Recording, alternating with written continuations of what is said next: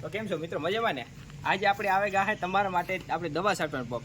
Normally તમે આપણે છાંટતા હોય કે બાઇકથી છાંટતા હોય કે ટ્રેક્ટરથી જે છાંટતા હોય, એમાં આપણે ટ્રેક્ટરનું કામ કે આપણે નોર્મલ લોકલ ઠેકાણે આપણે બનાવીએ, એમાં એક પ્રોબ્લેમ છે કે પાણીનું લીકેજિંગ બહુ થાય છે અથવા તો પ્રેશર નથી આવતો। એ માટે આવી ગયા આપણે આદ્યાશક્તિનું સ્પેશિયલ નવો પંપ।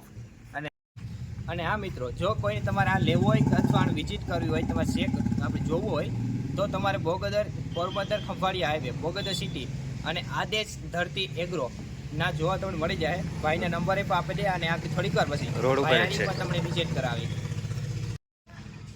અને જો આને આપણે ટેન્કની લીટરની જે વાત કરીએ તો 500 લીટરનું ટેન્ક આવે અને એક ઉથલમાં 66 ફૂટનો આખો એરિયો કવર કરે। અને ખાલી લોકો જવાનું આપણે ટ્રાય કરીએ તો 32 ફૂટ જેવું થાય। 32 જવાનું 32 આવક અને 32 આવક, એટલે ટોટલ 66 ફૂટનો એરિયો કવર કરે। ને આપણી ટેન્કની જે પંપની વાત કરીએ તો પીએમસીનો જે ઉષામુષી કંપની આવે ને એનો ટેન્ક અને આ પંપ જે બનાવવા આવ્યો ને એ છે। અને આની નોઝલની વાત કરવા આવે તો બ્લેડ નોઝલ આવે, પિત્તળની પણ, પ્લાસ્ટિકની નહીં, પિત્તળની નોઝલ। અને જો આપણે નોર્મલ નોઝલ હોય તો અમુક સમયે તે એમાંથી પ્રેશર ને પાણી ટપકવાની સમસ્યા રહે, પણ આમાં બ્લેડ નોઝલ આવે એના લીધે કોઈ પાણીની કે કોઈ સમસ્યા રહેતી નથી, એક જ ટાઈપનું પ્રેશર કવર કરે।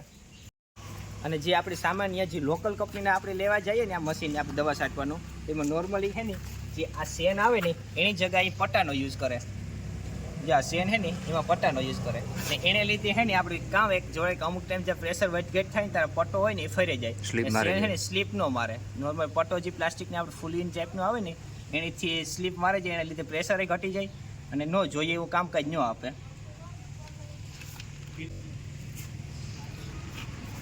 એમાં નોર્મલી આપણે છે ને પીટીઓ સિસ્ટમ છે જે તમારા ટ્રેક્ટરમાં છે ને આરામથી લાગી જાય। મોટું ટ્રેક્ટર હોય કે જેનકું ટ્રેક્ટર હોય બધામાં હેડકો જ પ્રેશર અને કામ આપે। આગળની જાણકારી છે એ આપણી ભાઈ પાસેથી જઈએ, પ્રતાપભાઈ પાસેથી। પ્રતાપભાઈ, તો આમ જણાવજો કે જે આપણે નોર્મલ આપણી લઈએ લોકલ કંપનીનો અને આમાં કેટલો જાજો તફાવત હોય ને? નોર્મલ કંપની છે એ પ્રેશરમાં પણ તૂટી પડે આની આગળ, અને બીજા નંબરમાં કે આ પંપની સબસિડી માન્ય હોય અને આ પંપની કિંમત 99,000 રૂપિયા, એમાંથી 40% સબસિડી સરકાર આપે છે આ પંપની અંદર। આ પંપની ખાસિયત એટલી છે કે 66 ફૂટનું કવર લે ભાઈએ કીધું એમ, અને બીજા નંબરમાં કે બ્લેડવાળી નોઝલ આવે એટલે પ્રેશર એક ધારું આપે। પીએમટીનો પંપ છે, નો રિટર્ન ફૂટવાલ આવે, ટાંકો પણ ઓટોમેટિક ભરાઈ જાય છે, કોઈ લાઈન મૂકીને કે કોઈ ઓલું નથી કરવામાં આવતું। બીજા નંબરનું કે આ પંપની એવી ખાસિયત છે કે બધોય પ્રેશર એક જ સરખો આપે, એટલે ટોટલ 32 ફૂટમાં કોઈ એરિયો કવર ન કરે એવું ન બને, બધો એરિયો કવર કરતું જાય।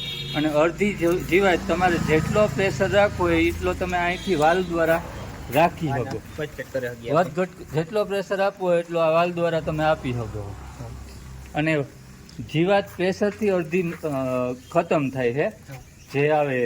અને બીજા નંબરમાં બધી જવાબદારીવાળું નો પંપ છે, કોઈ પણ ફોલ્ટ આપે તો કંપની એને એની જવાબદારીથી દૂર કરવામાં આવે। અને બાકી તો જે હેવી મટીરિયલ છે એ તો તમને સામું દેખાય છે। નોર્મલી જો આપણે કોઈ લોકલ ઓલા પાસે બનાવવા જઈએ ને તો 500 લીટર હોય ને આરામથી તમારે 40,000 જેવામાં આરામથી બનાઈ જાય। પણ એની ઈટ બદલે જે આપણી 99,000 કે લાખ જેવી છે પણ એમાં સબસિડી પાસ થાય 40,000 જેવી, એટલે છે ને તમારે 55,000 પડે કે પ્યોર કંપનીનો। પાછી લોકલ આખું કંઈ મટીરિયલ નહીં, મટીરિયલ પણ બહુ સારામાં સારું વાપરેલ છે અને પિત્તળ ને કાં કે સ્ટીલ ને એવું બધું ને વાપરેલ છે। ને ટાંકાની જો આપણે વાત કરીએ તો હેવી ફાઈબરનો બનાવેલ છે, નોર્મલ પ્લાસ્ટિક કે કંઈ એવું કંઈ રબરનો ઉપયોગ નથી કર્યો, હેવી ફાઈબરનો ઉપયોગ કરેલ છે। અને આની વસ્તુ જે ભેગી કાં વસ્તુ આવતી હોય એ એક તમે જરા કહેજો। આની વસ્તુમાં નોઝલની રીંગો આવે છે, સાથે નો રિટર્ન ફૂટવાલ આવે ટાંકો ભરવા માટે, અને ટોપલર આવે જોઈન્ટ। અને બીજા નંબરમાં કોઈ પણ સ્પેર પાર્ટ ખરાબ થાય તો તાત્કાલિક અહીંથી મળી જાય। આના પંપની સાથે ફાંગા, રોટાવેટર અને દરેક પ્રકારની ધરતીની ઓટોમેટિક વહેણી હાજરમાં મળશે। આ પંપ લેવા માટેનું એડ્રેસ પોરબંદર ખંભાળિયા હાઈવે બગોદર કાનાદાર, આદેશ ટ્રેડર્સ, ધરતી ઓટોમેટિક વહેણી, કોન્ટેક નંબર 82 000 51 236। આ એક ડૂમની બૂમની પણ એક ખાસ વ્યવસ્થા આપેલ છે કે કોઈ પણ સાંકડો રસ્તો હોય તો 3-4 કટકે જોઈન્ટ કરેલું છે, એટલે એક જગ્યાએ જગ્યા ઓછી રોકે. અને એની ખાસિયત એટલી છે કે બધી હેવી મટીરિયલ વાપરેલું, ક્યાંય વરે કે કોઈ ઓલું નથી, ISI લોખંડ વાપરેલું.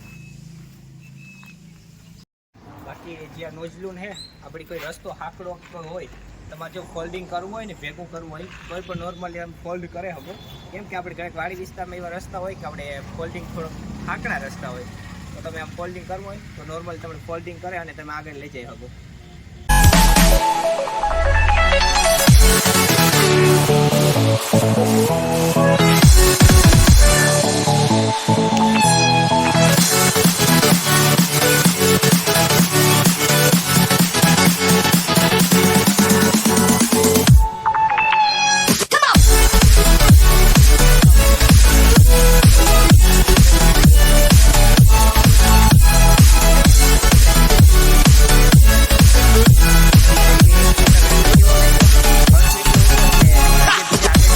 હારા આવીએ આપણે ખેડૂત મિત્રો માટે લેતા આવ્યું નવા અને બાકી હાલો વિડીયો સારો લાગ્યો હોય વિડીયોને લાઈક કરે, ચેનલ સબસ્ક્રાઈબ કરતા રહેજો. મળીએ બાકી નેક્સ્ટ વિડીયોમાં.